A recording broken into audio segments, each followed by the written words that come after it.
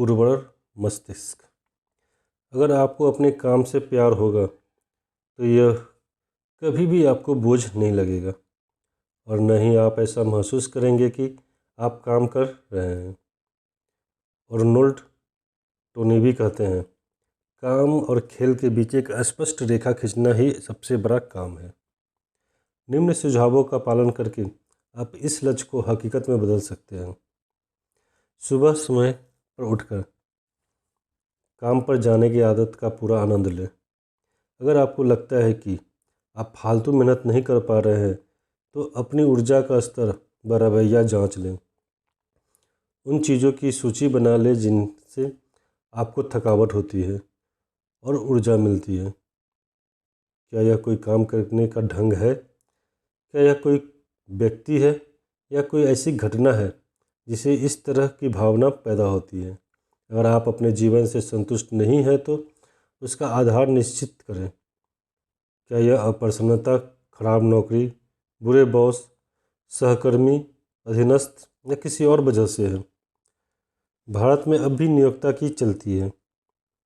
ज़्यादातर लोगों को वही काम करना पड़ता है जो उन्हें दिया जाता है, इसलिए उन्हें बुरे से बुरे हालात में भी सुधार लाना पड़ता है। साथ ही आपको यह भी जांचना चाहिए कि क्या आपकी योग्यता व निपुणता नए ज़मानों की तकनीकों से मेल खाती है या अथवा नहीं। मिसाल के तौर पर जब भारत में कंप्यूटर आए तो मैंने काफ़ी समय तक अपने आप को इससे दूर ही रखा। एक कारण तो यही था कि उन दिनों कंप्यूटर बहुत बड़े और जटिल थे, उन्हें चलाना भी आसान नहीं था, फाइलें खोलने में भी काफ़ी वक्त लगता था। लेकिन एक बार कंप्यूटर चलाना सीखने के बाद मैंने उसका पक्का हिमायती बन गया। मुझे इस बात का पछतावा रहा कि मैं काम करने के इतने निपुण तरीके से 3 वर्षों तक दूर क्यों रहा। लेकिन अब मैं स्वयं को यह कहकर तसल्ली देता हूँ, देर आए दुरुस्त आए। कंप्यूटर में रुचि होने के बाद मैंने सीबीआई और अपने से जुड़ी अन्य संस्थाओं को भी कंप्यूटराइज करने का मन बना लिया। कई बार किसी नए काम को सीखना थोड़ा मुश्किल हो सकता है, लेकिन आपको अपना धैर्य बनाए रखना चाहिए। यह आपके हुनर को निखारने के लिए बहुत मायने रखता है। एक योग्य व कुशल व्यक्ति कभी बेरोजगार नहीं रह सकता। वह अपनी सेवाओं के बदले उचित धनराशि की मांग कर सकता है। विश्लेषण करें कि आपकी ताकत व कमजोरी आपकी रुचियों को कैसे प्रभावित कर रही है। अपनी शक्ति को उच्चतम सीमा तक ले जाते हुए अपनी संस्था को बेहतर सेवाएं देने की कोशिश करें। इससे आपके आत्मसम्मान में भी वृद्धि होगी। आप अपनी योग्यताओं के साथ अगले ऊंचे पद के लिए सक्षम हो जाएंगे। आप जीवन में भी जो भी चाहते हो उसके लिए स्पष्ट लक्ष्य तय करें और उस क्षेत्र से जुड़ी जानकारी व निपुणता प्राप्त करें। इसके साथ ही आपको अपना सामाजिक व व्यावसायिक दायरा भी बढ़ाना होगा। केवल आप ही अपने करियर की जिम्मेदारी ले सकते हैं। सभी विकल्पों को जांचने के बाद उनमें से बेहतर को चुनें। तय करें कि आपको क्या चाहिए, फिर उसके लिए प्रयत्नशील हो जाए। निश्चित कर लें कि आपका रवैया आपके करियर के अनुरूप ही हो। प्रत्येक दिन को जीवन यात्रा का अगला कदम मानना चाहिए। अवसर हमेशा आपके दरवाजे पे आते हैं, बस उन्हें पहचान कर अपनाना पड़ता है। यदि आप बदलाव के लिए भी तैयार हैं तो आप काफ़ी किस्मत वाले हैं, क्योंकि इस यात्रा में चुनौतियों व बदलावों का सामना करना पड़ सकता है। हम जीवन में जो कुछ भी करते हैं वह हमारे व्यक्तित्व को निखारने में सहायक होता है। किसी भी कार्यक्रम में निरंतरता एक खास बिंदु है, फिर चाहे वह जीवन का कोई भी क्षेत्र क्यों न हो। पूरे 36 साल तक पुलिस वाला होने के नाते मैंने शारीरिक फिटनेस व सेहत पर पूरा ध्यान दिया। एक वो भी समय था जब मुझे अपने लिए 5 किलोमीटर की जॉगिंग भी कम लगती थी। अब मैं बढ़ती उम्र की वजह से चहलकदमी से ही संतुष्ट हो जाता हूँ। लेकिन एक दिन सैर का कार्यक्रम स्थगित करने पर मुझे अपने लक्ष्य तक पहुँचने में दोबारा 3 दिन लग जाते हैं। ऐसा ही आपके साथ व्यवसाय में भी होता है। यदि आप अपने काम को कुछ समय के लिए उपेक्षित कर देते हैं तो उसे सही ढर्रे पर आने में सप्ताह व महीनों का समय लग जाता है। यही वजह है कि छोटे व्यवसायी चाहकर भी ज़्यादा छुट्टियां नहीं ले पाते। सफलता पाने के लिए कोई भी काम करो, लगातार करो। मेरा एक कजिन, वह यूएसए में डॉक्टर है, वह स्वयं ही भारत लौट आया।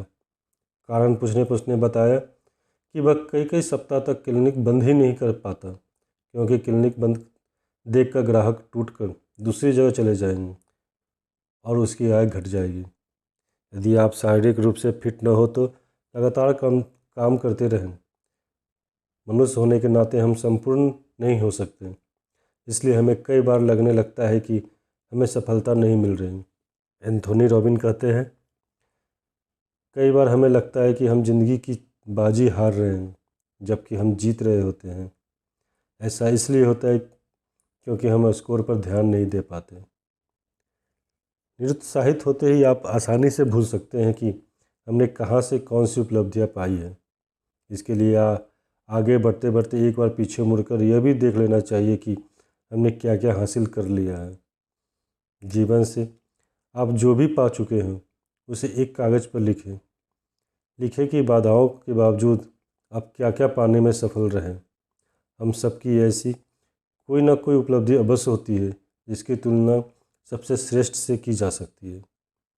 मेरे स्वर्गीय पिता महंत करतार सिंह मैट्रिक पास थे। उन्होंने सन 1935 में 10वीं कक्षा पास की थी। वह अपने बच्चों को खूब पढ़ाना लिखाना चाहते थे ताकि वे जीवन में कुछ बन सके।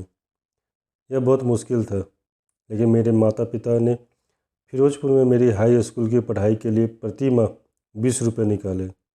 ऐसा 2 साल तक चला। फिर 1953 और 1955 तक उन्हें मेरी कॉलेज की शिक्षा के लिए प्रति माह 125 रुपये निकालने पड़े। अपनी एमए की पढ़ाई पूरी करने से पहले मैं आईपीएस के लिए परीक्षा में बैठा और पहली ही बार में चुन लिया गया। मैं सीबीआई के निदेशक पद से सेवानिवृत्त हुआ और उस समय भारत सरकार की ओर से मुझे आकर्षक वेतन मिलता था। मेरे पास न तो किसी पब्लिक स्कूल की पढ़ाई थी और न ही कोई पहुंच। गांव के स्कूल से निकलकर मैंने एक ऊंचे पद पर कार्यभार बखूबी संभाला। ठीक इसी तरह मेरी पत्नी सुरिंदर ने विवाह के 3 वर्ष बाद आईआईएम में दाखिला लिया और 35 वर्ष की नौकरी के बाद एडिशनल सेक्रेटरी के स्तरीय पद से सेवानिवृत्त हुई। यह किसी महिला के लिए छोटी उपलब्धि नहीं है, जिसने नौकरी के साथ साथ पति और 3 बेटियों की देखरेख का जिम्मा भी लिया। हमें धैर्य रखना चाहिए। मुश्किल यही है कि इस संस्कृति में लोग चमत्कारों की उम्मीद रखते हैं। वे चाहते हैं कि मिनटों, दिनों व महीनों में सफलता उनके हाथ आ जाए। कोई भी बदलाव इतनी तेज़ी से नहीं होता। 1 मिनट में होने वाला बदलाव बस इतना ही है कि आप अपने कपड़े बदल सकते हैं। जिस तरह व्यवसायी साल के अंत में अपने खातों का मूल्यांकन करते हैं, उसी तरह हमें भी अपने कामों व निराशाओं का मूल्यांकन करना चाहिए। हमें लगातार अपने से पूछते रहना चाहिए कि क्या हम सही रास्ते पर जा रहे हैं। स्थायित्व और सुरक्षा से बढ़कर कुछ नहीं होता। हमें अपने लक्ष्य के निरंतर काम करना चाहिए। एक लक्ष्य पाने के बाद दूसरे बड़े लक्ष्य पर अपना ध्यान केंद्रित करना चाहिए।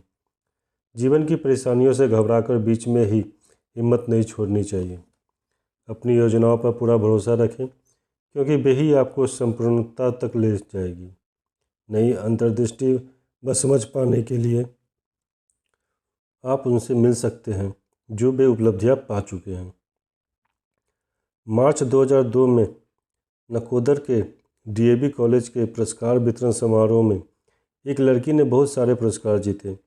मैंने उससे इस सफलता का राज पूछा तो उसने बताया कि उसने दिन में कम से कम 10 घंटे की पढ़ाई का संकल्प ले रखा है।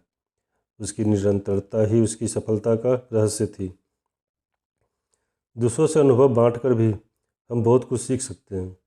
इस तरह चेतन व अचेतन रूप से भी दूसरों से सीख मिलती है। छोटे व घटिया लोग ही दूसरों के बारे में नकारात्मक विचार रखते हैं। हमें अपने जीवन में बदलाव लाने के लिए व्यक्तित्व में निखार लाना चाहिए। वचनबद्धता के अभाव में इसे करना कठिन है। इसी तरह आप अपने जीवन, प्रगति व करियर की जिम्मेदारी ले सकते हैं।